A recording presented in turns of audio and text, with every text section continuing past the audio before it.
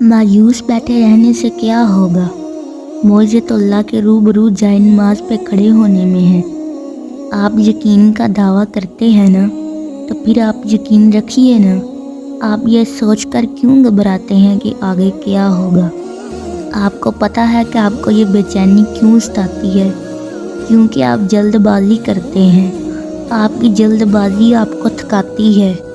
आप हर दफ़ा नाफरमानी कर जाते हैं अल्लाह के फ़ैसलों की, मगर फिर भी अल्लाह के जो मोहब्बत है ना, वो आपको हर बार आपकी मोहब्बत से बचा लेती है।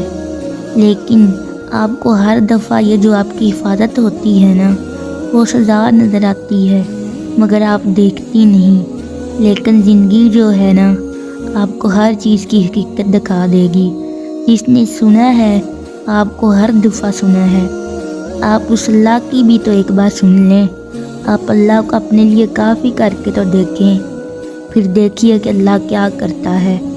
अल्लाह जो आप चाहेंगे वो आपको अता करेगा। आप अल्लाह को राज़ी करना सीखें।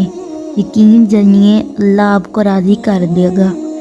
आपको वो सब कुछ मिल जाएगा जब आप अल्लाह को अपना कारसाज बना लेंगे। आप उस पर यकीन करके तो देखिए।